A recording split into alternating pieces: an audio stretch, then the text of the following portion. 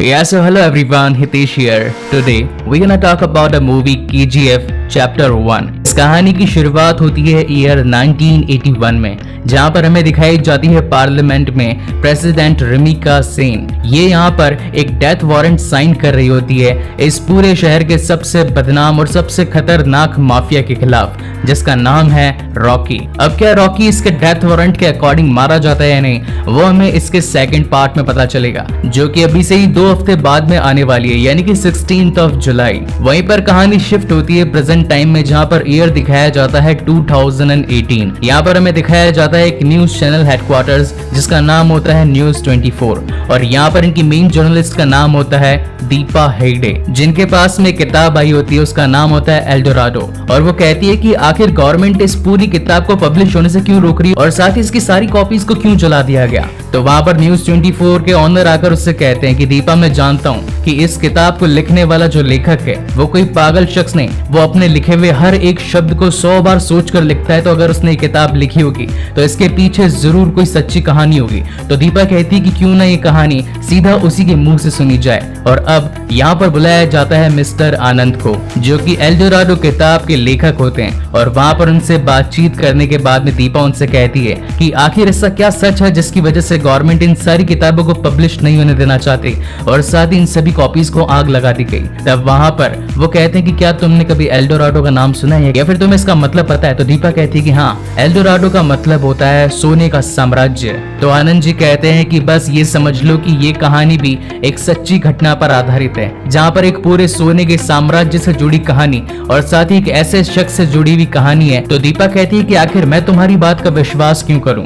तो आनंद जी उसे कहते हैं कि यहाँ से कर्नाटका में कोलार नाम का एक गांव है, वहां पर एक बियारा नाम का डिस्ट्रिक्ट है, वहां पर तुम अगर जाओगे तो तुम्हें एक शिला मिलेगी, शक्ति शिला। ये उसी इंसान की मूर्ति है जो कि लोगों ने 35 फुट जमीन के नीचे गाड़ रखी है। अगर तुम्हें वो मिल जाए तो समझ लेना कि मेरी सारी बातें सच है और मैं झूठ नहीं बोल रहा। तो वहां पर दीपा अपनी पूरी टीम को बुलवाकर उस शक्ति शिला को ढूंढवाने के लिए हजारों करोड़ों खर्च कर देती है और कहती है कि उस शिला को मेरे सामने लेकर आओ, मैं बस ये देखना चाहती हूँ कि इस इंसान की बातों में सच्चाई है या नहीं। और इसके बाद में आनंद जी अपनी इस किताब के थ्रू उन कहानियों को सुनाना शुरू करते हैं जो कि उन्होंने सारी बातें इस किताब में लिखी होती है। यहाँ से कहानी पहुंचती है ईयर 1951 में, जहाँ पर एक ही दिन में 2 हादसे हुए थे। हादसा नंबर 1 वो पैदा हुआ जो इंसानी दुनिया का पूरा भविष्य ही बदलने वाला था।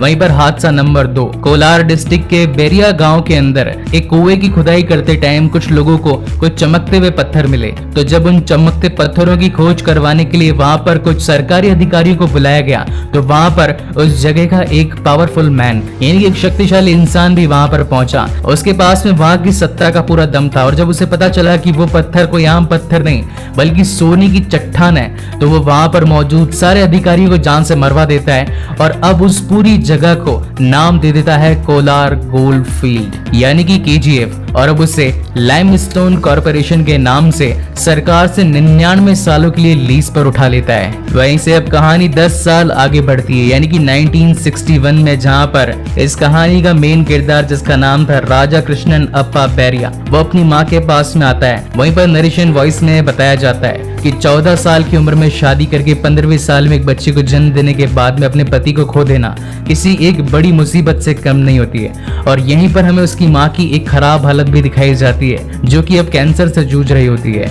राजा की माँ अपने बेटे को सिर्फ एक ही बात अपने आखिरी शब्दों में कहकर जाती है कि तुम कैसे भी जियो उससे फर्क नहीं पड़ता, मगर जब भी मरो तो कोई अमीर और ताकतवर इंसान बनकर ही मरना। और वहाँ पर राजा अपनी माँ से वादा करता है कि माँ, मैं एक बड़ा और अमीर इंसान बनूंगा। वहीं एक तरफ तो उसकी माँ की वहाँ पर डेथ हो जाती है और दूसरी तरफ अब वो कर्नाटका छोड़ देता है। वहीं पर उसे एक भिखारी मिलता है, तो वो उसे कहता है कि तुम मुझे उदास लग रहे हो, तुम चाहते क्या हो। तो वो लड़का कहता है कि मुझे पैसा चाहिए, मुझे एक बड़ा अमीर इंसान बनना है। तो वो भिखारी वहां पर रोड पे चलते एक इंसान का गला पकड़ लेता है और वो इंसान उसे नोटों में पैसे देकर वहां से भाग जाता है। तो भिखारी उसे एक बात कहता है कि हाथ से मांगने पर चिल्लर मिलते हैं और हाथ उठाने पर नोट मिलते हैं, यानी कि जिसके पास पावर है उसके पास में पैसा है। और अब यही बात राजा के दिल में घर कर जाती है और वहीं से वो पहुंच जाता है मुंबई सपनों की नगरी में। स्टार्टिंग में उसके पास में कोई काम नहीं होता तो वो लोगों के जूते पॉलिश करता है। वहीं पर वहां मौजूद बच्चों से बताते हैं कि इस मुंबई का डॉन है शेट्टी,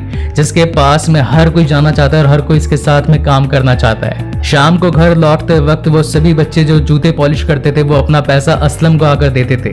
तो वहां पर असलम का सेक्रेटरी असलम को कहता है कि यहाँ के पुलिस हमारे ऊपर आए दिन वसूली लगाते रहते हैं, तो अगर एक पुलिस वाले को सुलटा दें तो वो हमारे से वसूली का पैसा नहीं मांगेगा, लेकिन आखिर ये काम करेगा तो कौन। तो वहीं पर राजा अपना हाथ खड़ा करता है और कहता है कि ये काम तुम्हारे लिए मैं करूंगा। तो असलम उसे कहता है कि बड़ा नाम रख लेने से कोई बड़ा काम नहीं कर पाता, हमेशा बड़ा काम करने वाला ही अपना नाम कमा पाता है। और उस दिन से राजा का नाम हो जाता है रॉकी और वह वहां पर मौजूद पुलिस वाले के सर पे खींच के बोतल मार देता है और वहीं पे पुलिस वाला उसे ढूंढने लगता है। तो रॉकी सोचता है कि अपन ने उसके सर पे मारा, लेकिन उसको तो अपन का नाम ही नहीं मालूम है, उसको अपन का नाम पता होना ही मांगता है। और वो सीधा जाकर उसके सर पे एक और बोतल खींच के मारता है, उसे कहता है कि मेरा नाम मत भूलियो, मेरा नाम है रॉकी।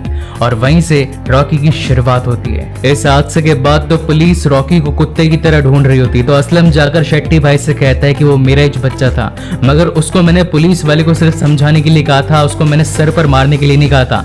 तो वो वहां पर उसके बेटे को छुड़वा कर लेकर आता है और कहता है कि तेरा लड़का है तो तू उसका ध्यान क्यों नहीं रखता।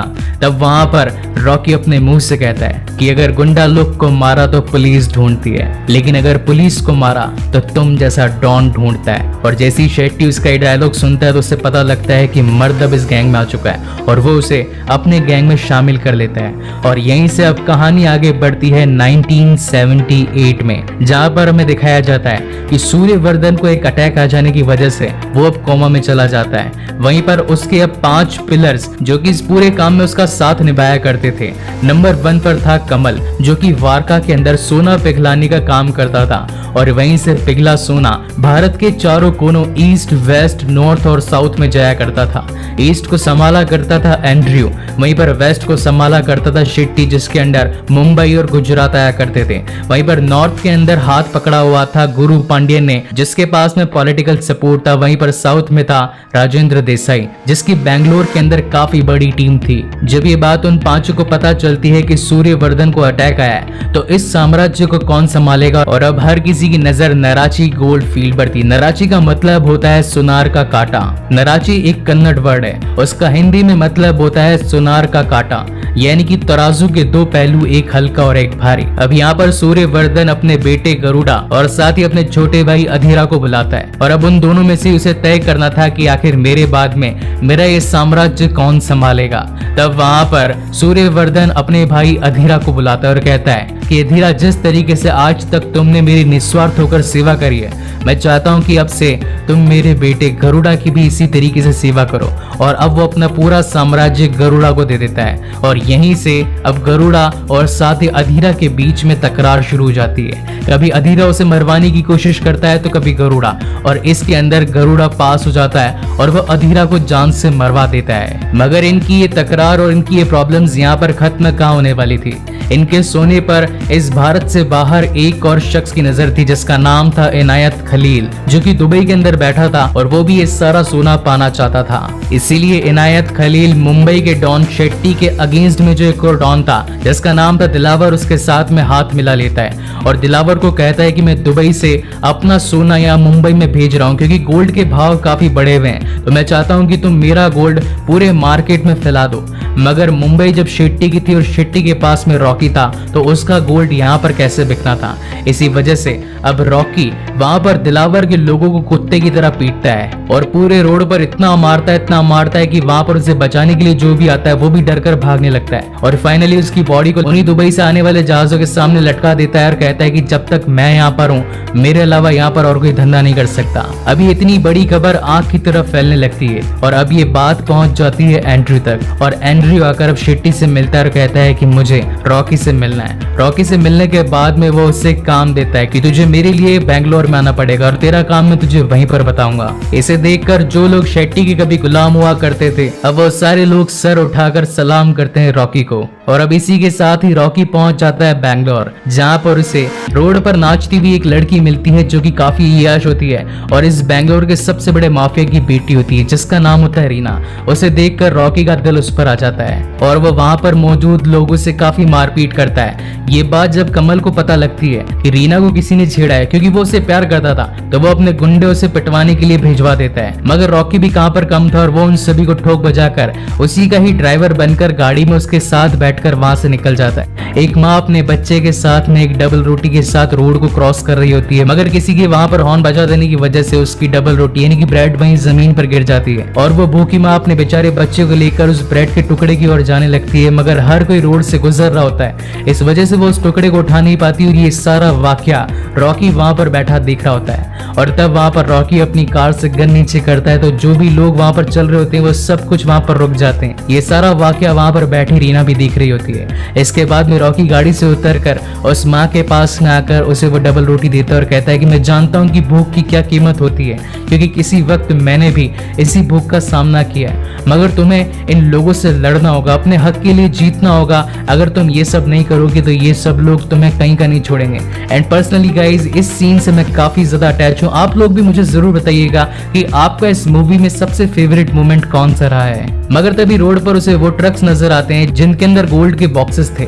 अब वो तो ये समझ रहा था कि शेट्टी के पास में जो माल आता है वो सीधा अफ्रीका से आता है, और जब वो उन डब्बों को खोल कर देखता है तो उसे पता चलता है कि ये सारा माल तो बैंगलोर से आ रहा है। इसका मतलब ये है कि शेट्टी का जो पूरा माल गोल्ड से आ रहा है वो अफ्रीका से नहीं बल्कि यही इंडिया में ही बनता है और यहीं पर ही फैलता है। तो आखिर इन सभी के पीछे है कौन और ये गोल्ड का सारा माल एक्चुअल में है किसका? वो तो अभी तक ये सोच रहा था कि शेट्टी सबसे बड़ा गुंडा है, मगर अब उसकी नजरों में आ चुका था कि शेट्टी से भी बड़ा कोई ना कोई तो है जिसका ये सारा माल है। वहीं पर सीन शिफ्ट होता है शाम को, जहां पर अब रीना अपनी एक पार्टी में थी और वहां पर उसे छेड़ने के लिए वापस से रॉकी आ चुका होता है। मगर इस बार रीना अपनी पूरी तैयारी में थी और वो कमल को कॉल करके अपनी पूरी टीम को वहां पर बुला चुकी थी। तो वहां पर कमल उसे चैलेंज देता है कि ये पूरी टीम तेरे सामने है, बस इसे छू कर दिखा। अगर तूने इसे छू लिया तो ये तेरी, वरना तू यहाँ से गया। अब वहां पर सबसे पहले रॉकी उन सभी लोगों को देखकर वहां से पीछे हटने की कोशिश करता है तो हर कोई चिल्लाने लगता है क्या हुआ, फट गई, जा रहा है यहाँ से। और थोड़ी ही देर के बाद में वो वहां पर लाकर एक पेट्रोल टैंकर को दीवार में ठोक देता है, जिसकी वजह से पूरी जमीन पर पेट्रोल फैल जाता है। और फिर चलाता अपनी सिगरेट और उसके गाल पर हाथ रखने से पहले कहता है कि मर्द वो नहीं होता जो औरत को छूकर उसे अपने पास रख ले, मर्द वो होता है जो अकेला कर सभी को पेल कर निकल जाए। और वहां पर उसकी दिलेरी देखकर अब पहुंच जाता है राजेंद्र देसाई भी और कहता है कि ये वही बंदा है जिसको हमने गरुड़ा को मारने के लिए बुलाया है। कमल तू यहाँ से चला जा, हमें कुछ प्राइवेट बात करनी है। और अब सभी के बीच में एक प्राइवेट मीटिंग होती है जिसके अंदर वो चारों मिलकर गरुड़ा को जान से मरवाने की प्लानिंग करते हैं। तो वहां पर गुरु पांडियन कहता है कि गरुड़ा इतनी आसानी से नराची से बाहर नहीं आएगा, उसे बाहर बुलाने के लिए क्यों ना उसके पिता की एक प्रतिमा यानी कि एक बड़ा सा स्टैचू बनाया जाए। उनको सम्मान देने तो उसको नराची से बाहर आना ही पड़ेगा और वही मौका मिलेगा हमें उसे जान से मारने का। तो वहां पर रॉकी कहता है कि ठीक है, ये काम आपका मैं कर दूंगा, बस मुझे एक बंदूक आप कहीं से भी अरेंज करवा दीजिएगा। और अब वहीं से वो दिन आता है जब गरुड़ा की उन सभी लोगों के सामने एंट्री होती है। ये वो दिन था जहां पर उनके पिता सूर्यवर्धन की प्रतिमा अब सभी लोगों के सामने प्रदर्शित की जाने वाली थी। और वहीं से अब रॉकी भी तैयार था एक गन के साथ में गरुड़ा को जान से मारने के लिए। मगर ये सारी प्लानिंग, ये सारा सब कुछ तो ऑलरेडी गरुड़ा को मालूम था, क्योंकि उसके आदमी तो इन सभी पर ऑलरेडी नजर रखे हुए थे। और जब वो उस प्रतिमा से पर्दा हटाता है तो वो सूर्यवर्धन उसके पिता की नहीं बल्कि उसकी खुद की सबसे बड़ी मूर्ति होती है। और वो कहता है कि मेरे पिता ने इस साम्राज्य को बनाने के लिए तुम सब लोगों पर विश्वास किया, मगर मैं इससे भी बड़ा साम्राज्य बनाऊंगा। मैं चाहूं तो अभी भी तुम सभी लोगों को जान से मार सकता हूं, मगर मेरे पिता तुम्हारे ऊपर विश्वास करते हैं। इसलिए जिस दिन मेरे पिता यहाँ पर नहीं रहेंगे तो समझ लेना वही दिन तुम्हारा आखिरी दिन होगा। और यहाँ पर अब हर कोई यानी कि उन पांचों के दिल के अंदर ही डर बैठ जाता है कि न जाने अब सूर्यवर्धन कब भगवान को प्यारे और गरुड़ा हमारे ऊपर बरस पड़ेगा। मगर तभी वहां पर रॉकी हाथ उठाता और कहता है कि तुमने मुझे जिस काम के लिए यहाँ बैंगलोर बुलाया है उस काम को करे बिना तो मैं यहाँ से नहीं जाऊंगा। तुमने मुझे गरुड़ा को मारने के लिए बुलाया था ना, तो समझ लेना कि अब उसका काम तो मैं ही तमाम करूंगा। और वहीं से अब वो नराची जाने का डिसाइड करता। ये वो जगह थी जो कि किसी नर्क से कम नहीं थी। यहाँ पर जबरदस्ती गाँव से लाकर लोगों को मजदूरी करवाई जाती थी। करीब 20,000 मजदूरों के ऊपर 400 वहाँ के सैनिक सिपाही मौजूद थे, जो कि उनके गलती करने पर उन्हें जान से मार दिया करते थे। दिन में 12 घंटे काम करवाया जाता था, जमीन में 900 फुट नीचे, वो भी उन लोगों के बीच में जो जानवर से कम नहीं थे, क्योंकि वो हर उस शख्स को मार दिया करते थे जो कि काम करने में अब कैपेबल नहीं होता था। और यहाँ पर सबसे बड़ी 3 मुश्किलें थी। सबसे पहली तो व्हाइट लाइन, दूसरी थी वहां का दरवाजा और तीसरी थी वहां का सैनिक अधिकारी जिसका नाम था वनराम। ये तीनों ही चीजें मौत से कम नहीं थी, क्योंकि जो व्हाइट लाइन को पार करता उससे भी जान से मार दिया जाता। अगर कोई दरवाजे से बाहर निकलता तो उसे भी जान से मार दिया जाता, और अगर कोई सैनिकों पर आंख उठाकर भी देखता तो उससे भी जान से मार दिया जाता। रॉकी के वहां पर आ जाने से मानो एक नई लहर सी दौड़ गई थी। वहां पर कुछ लोगों को तो ये लगता है कि ये हमारा मसीहा है और यही हमें यहाँ से निकालेगा। वहीं नराची लाइमस्टोन के थोड़ी ही दूर में अब सूर्यवर्धन का घर दिखाया जाता है, जहाँ पर हमें दिखाई पड़ता है गरुड़ा, जो कि इतना क्रूर था कि उसके बारे में क्या ही कहा जाए। वहाँ पर वो कुछ बंदी बनाए हुए लोगों को अपने सामने लेकर आता है और उन्हें खाने के लिए भर पेट खाना देता है। तो वहीं पर उसका एक और भाई जिसका नाम होता है विराट, जो कि लंदन से पढ़ के जस्ट आया ही होता है, तो वो अपने सेक्रेटरी से पूछता है कि आखिर ये लोगों पर इतना कुर्बान क्यों हो रहा है? ये तो वो लोग थे जो कि गरुड़ा को मारने आए थे, तो ये इन्हें खिला पिला क्यों रहा है? तो वहाँ पर उसका सेक्रेटरी बताता है कि आने वाली काली माँ की पूजा पर वो बकरों को नहीं बल्कि इंसानों को हलाल करने वाला है। और ये बात सुनते ही विराट को काफी ज्यादा धक्का लगता है कि एक तरफ तो जो इंसान लोगों को खिला पिला रहा है, उनकी सेवा कर रहा है, वहीं वो अपना मतलब पूरा करते उन्हें जान से मार डालेगा। वहीं पर सीन शिफ्ट होता है KGF में, जहाँ पर हमें दिखाया जाता है कि एक अंधा बूढ़ा भी होता है जो कि काफी टाइम से अंधा होता है, मगर वहाँ के सैनिकों को उसके बारे में पता नहीं होता। और गलती से एक दिन वो बूढ़ा इंसान वहाँ पर एक चट्टान से टकरा जाता है, तो वहाँ के सैनिकों को पता चल जाता है कि अंधा है, और वो उससे कहते हैं कि ये बुढ़ाओ चल हमारे सामने और पगड़ी उतार उसे इस टोकरी में डाल। अगर तूने टोकरी में डाल दिया तो हम तुझे छोड़ देंगे, और अगर तू नहीं डाल पाया तो हम समझ जाएंगे कि तू हमारे किसी काम का नहीं है। और जो होना था वही होता है। वो अंधा बेचारा क्या जानता है कि आखिर टोकरी कहाँ पर रखी, और गलती से उसकी पगड़ी जमीन पर गिर जाती है। इसी वजह से वहां पर उनका सैनिक जिसका नाम होता है रुग्गा, वो अब उसे पकड़कर मारने के लिए जमीन में अंडरग्राउंड ले जाता है। यहाँ पर रॉकी इतने सारे जुल्मों को देखकर अब इतना मजबूत हो चुका था कि वो जानता था कि अब वो इन गुनाहों को और नहीं सहेगा, और ये जो लोग हमारे ऊपर अत्याचार कर रहे हैं वो उन सभी का बदला लेगा। और वो अब लड़ने के लिए अपना हथौड़ा लेकर पहुंच जाता है सीधा रुग्गा को मारने के लिए, और वहां की लाइट्स बंद करके एक एक सैनिक को धड़ाधड़ पीटने लगता है, और वहां पर सभी को मारकर उन सभी लोगों के अंदर अपना एक दबदबा बना लेता है। क्योंकि उसकी माँ ने एक बात कही थी कि अगर तुम अकेले लोगों की हेल्प करने के लिए खड़े हो तो 1000 लोग तुम्हारी सहायता करेंगे, लेकिन अगर 1000 लोग तुम्हारी सहायता करेंगे तो समझ लेना कि पूरी दुनिया अब तुम्हारी सहायता करने के लिए सामने आएगी। और अब जो मौजूद KGF में 20,000 मजदूर होते हैं, वो उसके एक बार कहने पर जान तक देने के लिए तैयार थे। धीरे धीरे समय बढ़ता जाता है और अब वो दिन आता है जिस दिन काली माँ की पूजा होने वाली थी। और वहीं दूसरी ओर अब KGF में मेंटेनेंस के रूम के थ्रू अब वहाँ रॉकी को पता चल चुका था कि कौन सी टनल में जाने से वो सीधा नराची के गरुड़ा वाले घर में पहुंच सकता है। एक तरफ तो गरुड़ा माँ काली की पूजा के लिए निकला होता है, वहीं पर उसका सैनिक वनराम पूरे घर के अंदर ढूंढ रहा होता है कि कहीं वो इंसान यहाँ पर तो नहीं आया जिसने हमारे बाकी के लोगों को जान से मारा है। यहाँ गरुड़ा अपने उन्हीं 3 लोगों को हलाल करने लगता है जिनकी बलि देने के लिए उसने पहले ही डिसाइड कर लिया होता है। मगर जैसे ही वो 2 लोगों को काटता है, वहीं दूसरी ओर वनराम को पता चलता है कि तीसरा शख्स तो यहाँ नराची के अंदर मरा पड़ा है। तो आखिर वहाँ पर जो तीसरा शख्स है वो कौन है? और वो तीसरा शख्स और कोई नहीं बल्कि खुद रॉकी निकलता है, जो कि उसी की तलवार से उसका गला काट देता है। और यहीं पर नराची के मेन विलन का एंड होता है। अब एक तरफ तो वो 400 गार्ड्स जो कि चाहते तो बंदूक से उसे मार सकते थे, मगर जो 20,000 मजदूर अब उसके साथ थे उनकी वजह से वो 400 ऐसा नहीं कर पाते। और अब ये पूरा नराची यानी कि पूरा कोलार गोल्ड फील्ड अब रॉकी का हो चुका था। और इसी के साथ इसका चैप्टर 1 यहीं पर खत्म होता है। वहीं हमें न्यूज 24 की बिल्डिंग में दिखाया जाता है कि आनंद जी अब दीपा को चैप्टर 2 से रिलेटेड कुछ और इंसिडेंट्स भी बताते हैं। एक इंसिडेंट्स वो होता है जहाँ पर पुलिस वाले रॉकी को पकड़कर एक थाने में ले आए होते हैं और कहते हैं कि आखिर तेरे पास गाड़ी चलाने का लाइसेंस है भी या नहीं। और अपने लाइसेंस को मंगवाने के लिए रॉकी वहाँ पर अपनी पूरी टीम और साथ ही काफी सारे हेलीकॉप्टर्स ले आता है। और जब वो उसे अपना लाइसेंस देता है और जब पुलिस वाला वाला उसका लाइसेंस पर नाम पड़ता है रॉकी, तो वो डर जाता है, उसके पैरों तले तो मानो जमीन खिसक जाती है। वहीं पर एक और सीन वो बताता है जहां पर सिर्फ और सिर्फ एक बंदूक की टेस्टिंग करने के लिए वो काफी सारे स्मगलर्स को पब के अंदर बंद कर उन पर शूट कर देता है। सो गाइज, आपको ये वीडियो कैसा लगा प्लीज मुझे लाइक और कमेंट करके जरूर बताइएगा, और अगर पहली बार इस चैनल पर आए तो इसे जरूर सब्सक्राइब भी कीजिएगा।